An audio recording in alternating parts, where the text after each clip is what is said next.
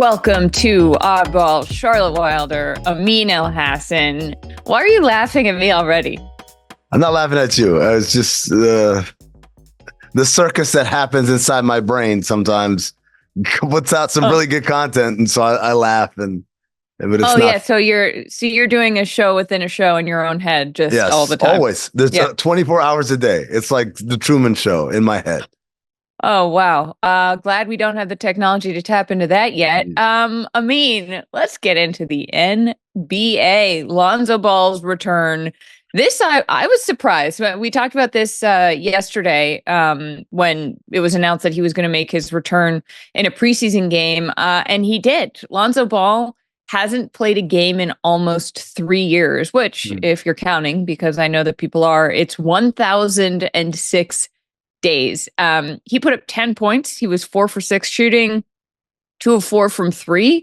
And in the locker room, his teammates had some words of encouragement after giving him the game ball. Here's the Bulls locker room. Bro, for this that you've been through, we love you, we care about you. I'm glad to see you back.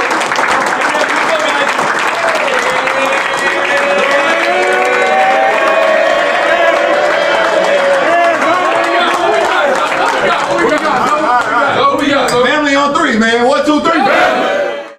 I mean, call me sappy, but that's a kind of thing that just like, I don't know, it really warms my heart. I think we talk a lot about the environment of these teams. We talk a lot about what it takes to be a winning team.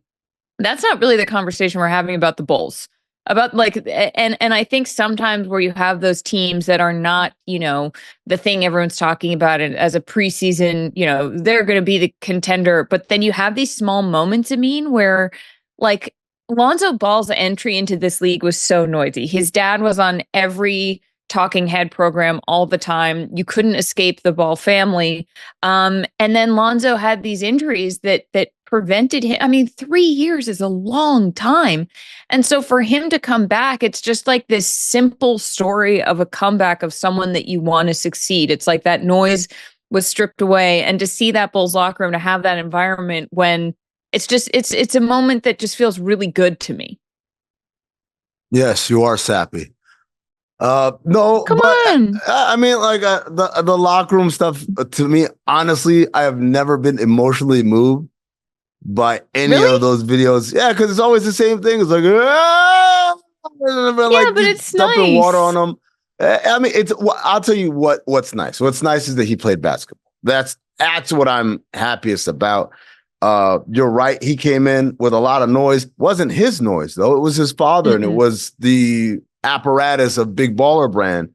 But everyone who worked with Lonzo on a daily basis and dealt with him, like, this guy's the best teammate. Real chill, real calm, and obviously a talented basketball player. The thing that always kills me is when your body doesn't allow you to do the things that you want to do, right? Yeah. He didn't fail because he didn't work hard. He didn't fail because he was unserious about his diet.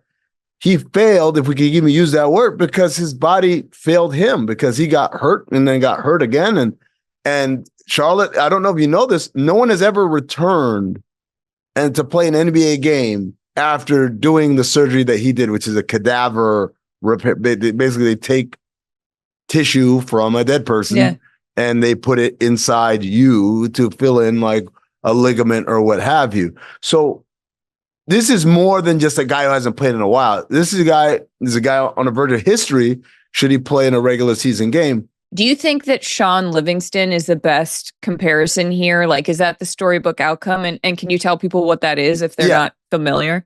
So Shaun Livingston was a lottery pick. He was expected to be, I don't want to oversell it, but they were called, this guy's going to be the next Magic Johnson, because he was like 6'8", but he was a pure point guard. And he had such great vision and such great feel, and was another guy that made everybody better and made everybody play better and feel good, right? And then he had perhaps the most devastating injury I've ever seen on a basketball court. I've only watched it, I think, twice in my life because it was that gruesome. But in short, he tore his ACL, his MCL, his PCL, like every part of his knee exploded. And so they said, he'll never play again. And so he missed, obviously, the rest of that season, the whole season after that, and most of the season after that. He only played 12 games in that first season back. And it was kind of like, he's just a guy. We feel sorry for him, but let him live his NBA dream out. And then he kind of bounces around from Oklahoma City to Washington to Charlotte. And slowly but surely, like Charlotte was that first year, it's like, okay, he's playing. Like, it's not just like he's on a roster. This guy is getting minutes and he's playing. But it's like, all right. He goes to Washington, he goes to Cleveland. Then when he gets to Brooklyn, it's like, no, this dude's good, man. Like he leads the NBA in points per possession coming out of post-ups among all players, right? And not like on 6 post-ups. A lot, because again, he's 6'8". His game has changed. He's not the player he once was, but he's adapted and he's become kind of more of a role player that plays on the wing. And then he gets to Golden State. And all of a sudden, he's part of this magical kind of basketball nirvana. And for Shaun Livingston, it's like, I keep thinking about what must have been going through his mind as he's laying on the floor clutching that knee and thinking to himself, maybe his career is over. And then for it to not just not be over, but to flourish and be part of something so meaningful that it will always be remembered. This guy will never have to buy a drink again in the Bay Area. Right. If you're Lonzo Ball, that's the kind of storybook ending you want. You want, hey, I went through all this stuff, but eventually, not only did I overcome and I came back and I played well and I was part of something meaningful. I think, to something that obviously people and fans will think about the physical part of it, but the mental part of it, to not go out there and play gingerly, to not be scared, to not have in the back of your head constantly like this could happen again at any moment. That to me is always almost more impressive when like a Shaun Livingston can go and not only physically play that well, but allow himself to mentally. So I really hope that that's what we see from Lonzo this season. I hope he has that chance. We have to talk about a silly little story. Well, I don't know if it's silly. I'll let everybody judge. The Lakers are apparently targeting Zach LaVine. And this is, speaking of the Bulls, he is on the Bulls. We saw Zach LaVine in that locker room clip with Lonzo. According to Lakers insider Anthony Irwin, the Lakers are targeting him, and, quote, league sources say to keep an eye on Zach LaVine, who played well in his return from surgery last year. Okay, so 2 questions for you, Amin. Why now would this story be breaking, or why would they, oh, look at that, a little thumbs up, or why would the Lakers want to target Zach right now? And is this real? I don't like target is such a weird word because it makes it seem like, get me Zach LaVine. Oh my God, the phones are like, we always gotta, when you read these tweets, they're speaking a language, as a very specific language. Says, keep an eye on Zach LaVine. So basically like, hey, if Zach LaVine gets shot this year, what's the teams that are going to be interested? The Lakers have expressed interest before.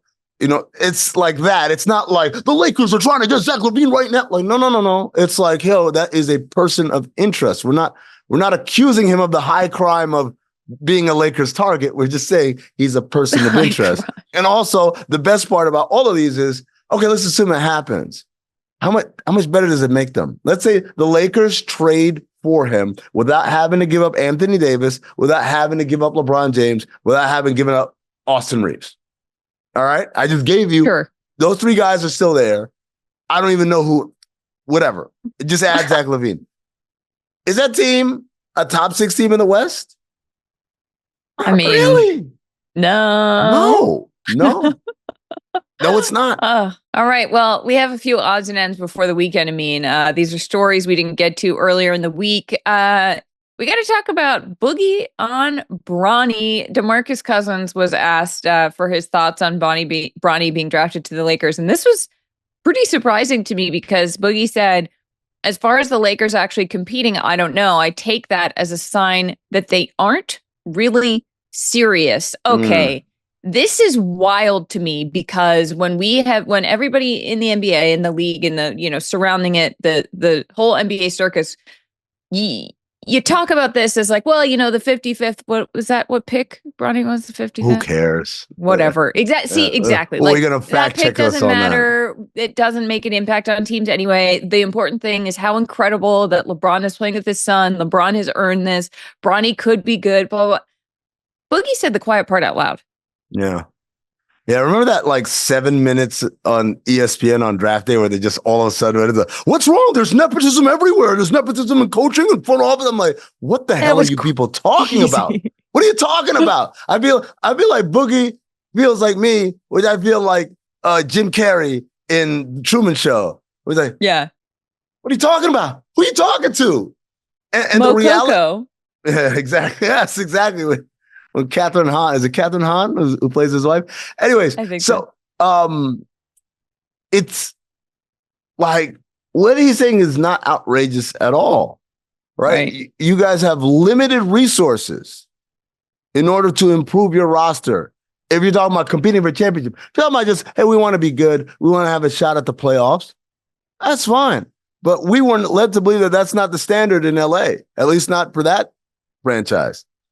Yeah. So if that's not if the standard is something higher, then it's hard to say, ooh, this is a move that helps us do that. And the other part of that is it's just the idea of how prioritized it is. Like, I don't really mind him being a 55th pick or whatever. I don't mind him being on the roster, but it feels like, man, like the kid should be down in South Bay with the G League team. He should not be on an NBA court, even in the preseason. Like, we got it. Like, just, yeah, we know he's there. It's a feel-good story. Now, let him develop, and let's talk about the Lakers for real.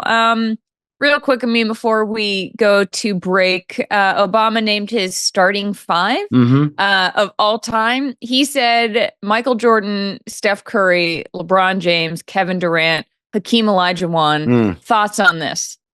Well, I talked to Sasha, Michelle, Malia, and I said, I want to be able to respect not only the players of my generation. When I think of Hakeem Olajuwon and Michael Jordan as my generation, I wanted to respect some current players. So I asked Sasha, Malia, who are some names? They said KD, and they said LeBron, and of course they said Steph Curry. So I put them in there with Jordan and Hakeem, and voila. It's upsetting how good you are at that. Now, some folks across the aisle, they don't like that. They want me to go with Larry Bird and Bob Cousy and some other people who played. We have a very special interview after the break. We'll be right back. Okay.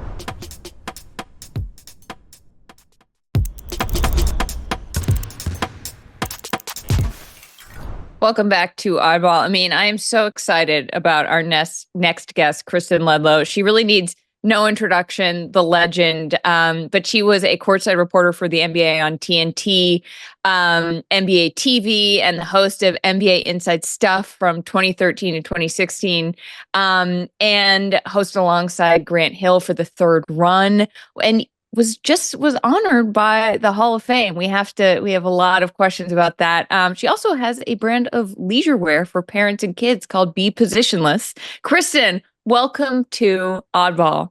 Yay. I'm so excited to see you guys. In my mind, you and I are friends. Amin and I are actually friends, but I see you all the time. And I'm like, oh, that's a girlfriend of mine, Charlotte. And it's like, is it? Not really. So after this, I will be able to say it in all honesty. I have felt the same way. I think I'm also bright red. I'm blushing. I'm so honored.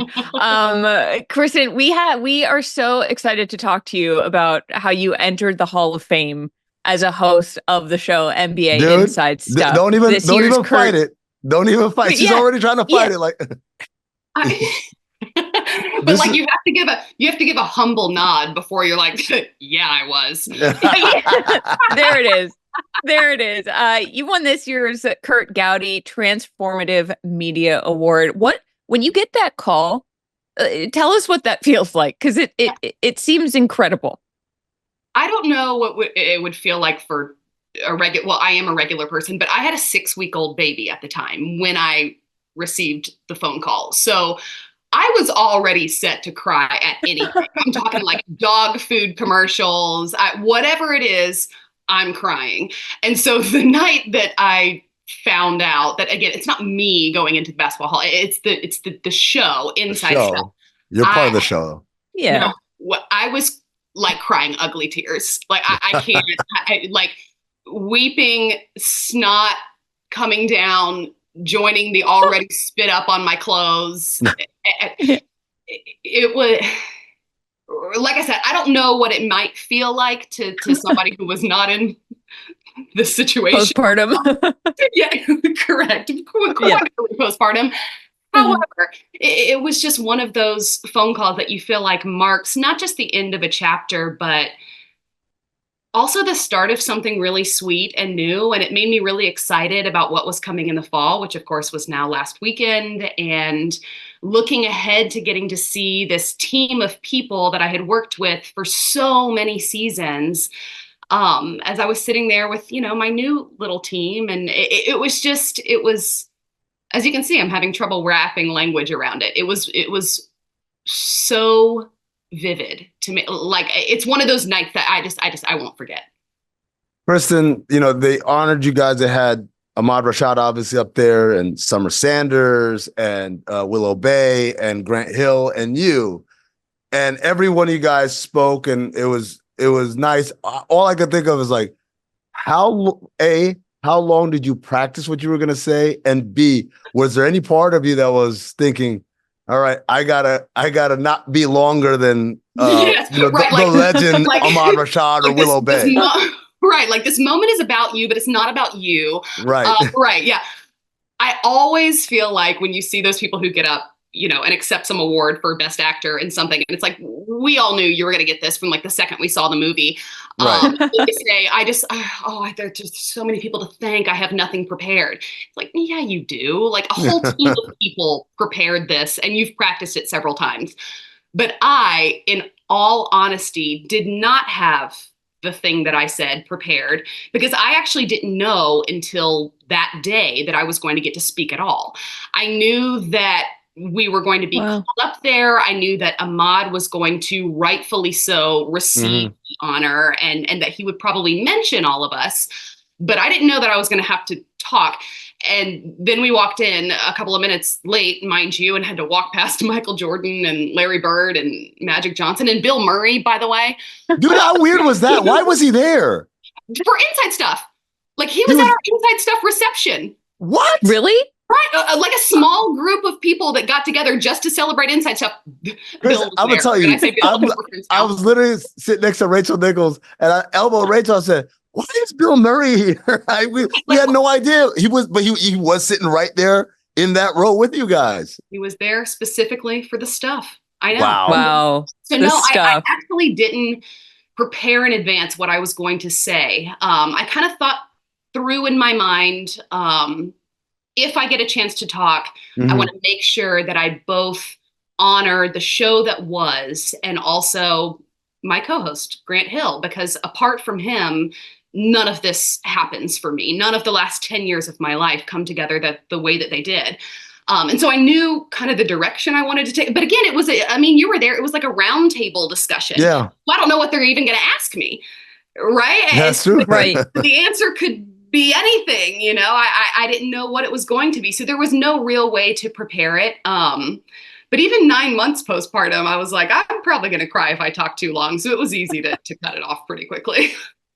Kristen, you now get to say to your old coworker, Shaq, like, hey, we're both Hall of Famers. We're both in the Hall of Fame. Yeah. I almost wore the Hall of Fame ring for this, but I was like, don't be embarrassing. Oh, do it. You should. Dude, all right. I would be wearing that thing all the damn time. You have to come back on the show and wear it now. They were like, we'll give you the address where you can mail it. It'll be sized properly to you. And in my mind, I'm like, I'm not going to do that because it's just going to sit like on a bookshelf, and for people who come into my home, they can see it. But, and my husband who was there with me was like, what are you talking about? Yeah. Like, look at that thing. He was like, you got to wear that thing everywhere. Hell yeah. That looks like a ring that, in a fantasy series contains the secret of life or something, which it sort of does. Where do you wear something like that? To the Everywhere. Hall of Fame. Yeah, well. Right. To the Hall of Fame. Maybe a wedding, depending on who's getting married. A wedding would be actually really good, or like to anywhere. You can make literally any birthday party about yourself. It is though a good conversation starter. Like if you're at a party where you don't know that many people and you wear that and you're like, oh, this old thing, like it really opens. It's a party trick. I forgot it was even on my hand. I forgot I was wearing this. It weighs 4 pounds. Yeah. Kristen, we have to ask you, because I think our listeners and viewers would really want to know what is the wildest moment you had working with Shaq? Like when I say that, what's the first thing that comes into your head? Yeah, just you saying that. So we asked him to be my co-host for one episode of Inside Stuff, because Grant was covering March Madness, the NCAA tournament. And he was like, I'll do it, but we're going to do it at my house. And so I flew to Orlando, like you remember the house that he had in Orlando with like the blue roof? Yes. And so we did it at his house. We arrived super early at the time that we had all agreed upon. So it was not some surprise to him. And he was still in bed and was like, everybody come in. And so the day started with him like waking up, and we all eat breakfast together in his kitchen. And that to me was one of the more insane, not just shoots, but like days of my life. Yeah. Because we also like rode on his motorcycle together. It was just like a kid showing me all his toys and they were filming it, you know? But we decided to do a shooting contest essentially. And it was like, it's going to be NBA threes with an NBA ball. And I'm like, cause you know, that's the only way that you could beat me. And we do the whole thing. And it went flawlessly in my opinion, because I win. I'm freaking out. I'm like running down the court. And our field producer was like, I'm so sorry. We had a bit of a technical difficulty and we're going to need to shoot this again. Oh, and I was like, there's absolutely no chance. I was walking out of his house. I'm like, I'm not doing this because he's going to win the second time. And there's no way that anybody's going to believe that, oh, well, I beat him a different time. And then we just didn't, there was a technical issue, you know, like there's no way. And so we went to shoot it again. And it was who hits 3 threes in a row. And who gets a ball through, he has this hoop at like the top of his arena, like hanging up. It was maybe one of the backboards that he broke or something like that. And then who can get it through there, right? So I was like, fine, run it back. We'll shoot it again. And I hit 3 threes in a row. The one that like the one that aired was not edited. I hit 3 in a row, and then I chucked that thing 3 or 4 times, and it went up there, and I was like, check the tape. I'm out, you know? Make sure we got it because I'm done. And so when I think of like all the days that I've spent with Shaq, that was definitely the most memorable, because it was not just like, oh, on his home court. It was in his literal home. Yeah. And to like play around with him with all the stuff he has was one of the coolest memories for me from that time in the show and my time with him. Yeah. All right. So really quick, Shaq obviously is a huge character. If you had to name your other members of your top 5 craziest on-camera coworkers, who would be on that list? Craziest on-camera coworkers. Oh, Brennan Hayward is underratedly hilarious. Yes, he is. I don't think underratedly is a word, but I would put Brendan in there. It is now. Yeah, I would obviously include Shaq. I'd have to include Charles Barkley, not because he's even trying to be a character, but because he's just himself. He's a character. Rolling, and it's incredible to watch. Draymond Green is one of my favorites to do TV with.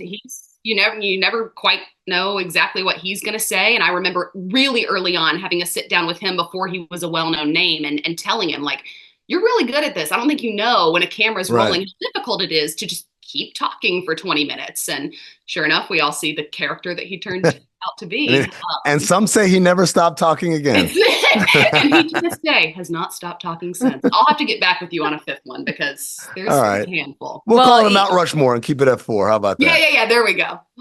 Kristen, you're going to have to come back. It is so much fun to talk to you. Thank you so much for your time. We're going to be calling you. So be ready for the second most important call of your life when Oddball. I'm so excited. I am available literally any day during nap time.